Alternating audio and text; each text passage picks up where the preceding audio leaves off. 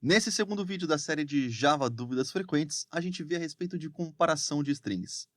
O que gera a dúvida de como comparar uma string? Quando a gente começa a olhar a programação, a gente vê que existe um operador igual, que ele consegue comparar valores. Então, por exemplo, 10 é igual a 10.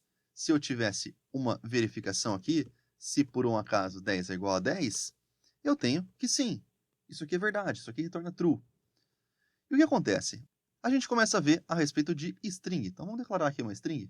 String, vou chamar de S1 e vou chamar de new string e vou colocar aqui dentro, vou colocar S1, ou melhor, vou colocar aqui dentro o teste e vou declarar uma outra string e vou colocar aqui dentro também teste e vou chamar S2. E aí a gente vem e faz o seguinte, a gente faz um print line aqui, se por um acaso S1 é igual a S2. Se a gente rodar essa aplicação, nós temos uma surpresa, porque parece que S1 é igual a S2, mas na verdade não é. Por que não é? Porque a gente usa aqui a palavra new. A gente faz a instância de um objeto.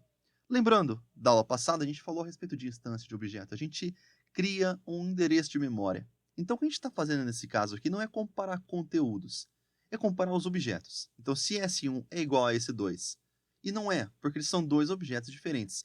São dois endereços de memória diferentes. Então S1 não é igual a S2. Nesse caso aqui, então, fica claro já por que nós não temos o resultado de verdade. São dois objetos, foram duas alocações. Vamos ver agora, então, outro exemplo que também pode confundir. Eu vou tirar esse new string e eu vou deixar a declaração somente como teste. E aqui tem uma pequena sacada agora. Eu vou rodar a aplicação e o que a gente vai ter vai ser um true.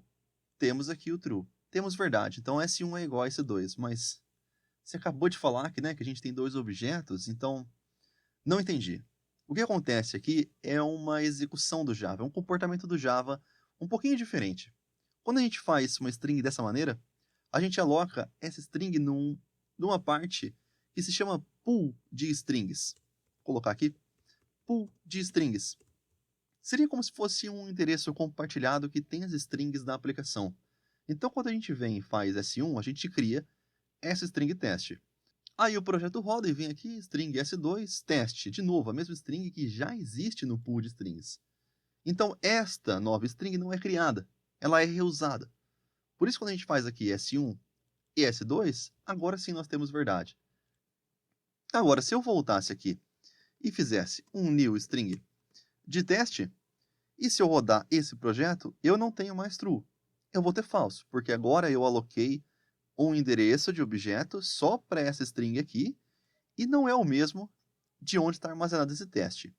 Então isso aqui causa confusão, esse S1 é igual a S2. Por isso nós temos a solução mágica, que é usar o método .equals. O método equals é um método presente na classe Object.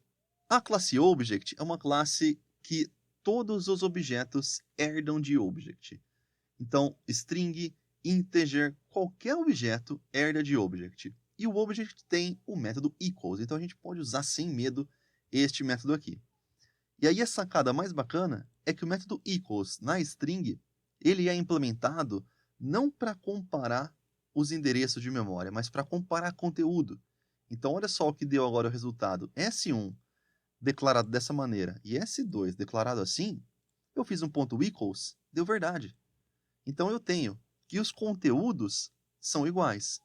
Não interessa se eu declarar como new string ou se eu deixar somente dessa maneira. Rodo de novo, o que eu tenho? True. E ainda, se eu fizesse dois objetos, vamos fazer aqui, ó, new string de novo, os dois com valor de teste, play, para a gente rodar, ainda tenho true. Então, será que está quebrado? Vamos colocar aqui um 2, só para ter certeza, né? Vai que está quebrado. Não, deu falso. Então, o nosso equals funciona. O equals na string é muito bacana porque ele compara conteúdo. Ele não compara objetos. Então, quando a gente vai usar comparação de strings, ver se um valor é igual ao outro, equals, a gente usa o método equals. Esse é o conteúdo desse vídeo. E eu queria fechar com uma dica bem bacana. O seguinte, muitas vezes eu vou criar aqui um método para a gente ver para a gente ver o cenário. Public static, eu